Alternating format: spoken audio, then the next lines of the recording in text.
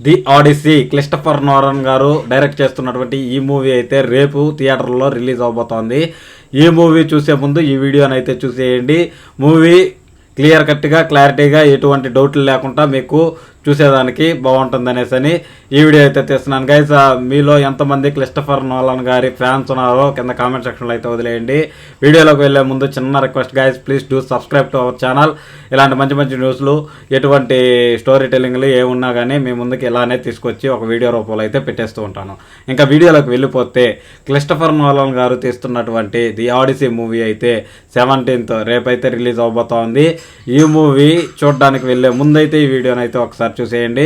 First of all, ఇది ఒక grace వాళ్ళకి ఒక పవిత్ర గ్రంథం లాగా, లేదంటే ఒక ఎపిక్ లాగా అనుకోవచ్చు. మనకి ఎలా అయితే రామాయణం మహాభారతం ఉన్నాయో మన ఇండియన్స్కి, అదేవిధంగా వాళ్ళకి గ్రీస్ వాళ్ళకి ఇది ఒక బుక్ అనుకోవచ్చు. అంత ఎక్కువ ఎగ్జైట్మెంటు, ఎక్కువ ఎంతూజియాజం ఎందుకు వచ్చిందంటే ఈ బుక్ ఆధారంగా ఈ మూవీని అయితే తీస్తూ ఉన్నారు. ది ఆడిసీ అనే మూవీ అయితే ఫస్ట్ ఆఫ్ ఆల్ మనకి గ్రీక్ రాజు అయినటువంటి ఆడిసీ అనే ఆయన ట్రాయ్ అనే ప్లేస్కి యుద్ధం చేయడానికి వెళ్తాడు. ట్రోజన్ వార్ అనేది చేస్తారు. అంటే ట్రోజన్ వార్ అని ఎందుకు పేరు వచ్చిందంటే, అక్కడ ట్రోజన్స్ అనే వాళ్ళు ఉంటారు. అంటే అక్కడ నివసించే పీపుల్స్ని ట్రోజన్స్ అంటారు. అదేవిధంగా వాళ్ళతో యుద్ధం చేసి గెలుస్తాడు. కానీ అక్కడి నుంచి 350 మంది క్రూ మెంబర్స్తో షిప్పులో బయలుదేరిన ది ఆడిసీ అనే వ్యక్తి, ఎవరైతే రాజు ఉన్నాడో గ్రీక్కి సంబంధించినటువంటి రాజు, ఒక్కడే తిరిగి వస్తాడు. ఆయన ఎదుర్కొన్న హడిల్స్ ఏంటి, ఆయన్ని సముద్రదేవుడు శపిస్తాడు. ఇంకా ఒంటికన్ను రాక్షసుడు, ఒక లేడీ ఉంటుంది, మనుషులకు ఫుడ్ పెట్టి పందుల్లాగా మార్చేస్తూ ఉంటుంది. అలాంటి ఒక లేడీ ఉంటుంది. ఇంకా నెక్స్ట్ ఏదో ఒక ఫ్రూట్ ఉంటుంది. ఆ ఫ్రూట్ తింటే గతం అంతా మర్చిపోతారు. ఆ ఫ్రూట్ని ఇక్కడ 350 మంది ఎవరైతే సోల్జర్స్ ఉన్నారో వాళ్ళు తెలియకుండా తినేస్తారు ఆకలికి. దాని తర్వాత వాళ్ళు చాలా సంవత్సరాలు అక్కడే ఇరుక్కుపోతారు. కానీ ది ఆడిసీ అనే ఆయన ఎలా గ్రీక్కి తిరిగి వచ్చాడు, ఇంకా ఆయన యుద్ధానికి వెళ్ళే ముందు అతని వైఫ్ అయితే ఉంటుంది, ఆమెకి చెప్తాడు, నేను కానీ తిరిగి రాకపోతే నువ్వు ఇంకొక మ్యారేజ్ చేసుకొని హ్యాపీగా ఉండు అనేసి చెప్పేసి వెళ్తాడు.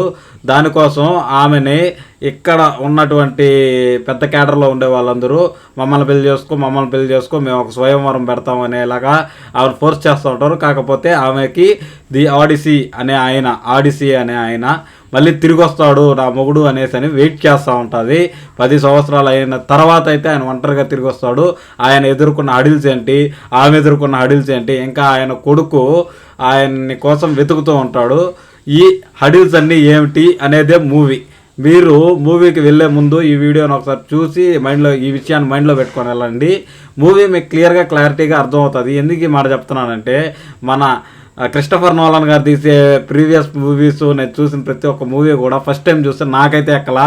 మీరు ఇంటెలిజెన్స్ కాబట్టి మీకు అయితే ఎక్కేయిచ్చేమో, మనం అంత ఇంటెలిజెంటు కాదు కాబట్టి మనకి ఎక్కలేదు, కాబట్టి అంటే మనకు అర్థం కాలేదు. కాబట్టి ఈ విధంగా నేను రీసెర్చ్ అయితే కొంచెం చేసుకున్నాను. కాబట్టి నాకు ఈ మూవీ ఇంకా బెటర్గా అర్థమవుతుంది అనేసి నా ఫీలింగు. రేపు ఈవినింగ్ అయితే ఈ మూవీకి నేను వెళ్తూ ఉన్నాను. వెళ్ళొచ్చిన తర్వాత రివ్యూ కూడా మన ఛానల్లో అయితే పెడతాను గైస్. ఖచ్చితంగా మూవీకి వెళ్ళే వాళ్ళు ఇదైతే మైండ్లో పెట్టుకొని వెళ్ళండి. క్రేజీగా ఉండబోతున్నది. దీని మీదే ఆల్రెడీ ఒక మూవీ వచ్చింది, దాని పేరు కూడా ది ఆడిసీయే.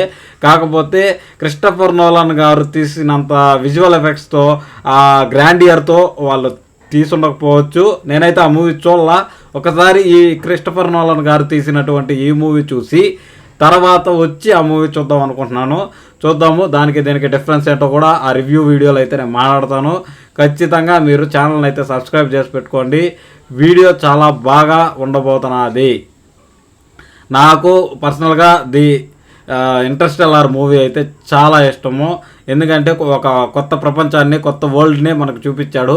ఆ రేంజ్లో అయితే ఇది కూడా ఉండబోతున్నది క్రిస్టఫర్ నోలన్ మామది అనేసి నేను అనుకుంటున్నాను. ది ఇన్సెప్షన్ అనే మూవీ కూడా అది కళలో ఏందేందో కళలో అది నాకు 4-5 సార్లు చూసే కానీ అర్థం కాలేదు. ఆ రేంజ్లో అయితే క్రిస్టఫర్ నోలన్ గారి థాట్స్ అయితే ఉంటాయి. కాబట్టి నాకైతే క్రేజీగా ఉన్నాను ఈ మూవీ మీద. నాకు చాలా ఎక్స్పెక్టేషన్స్ ఉన్నాయి. చాలా ఏమన్నారు హైప్ ఉంది ఈ మూవీ పైన.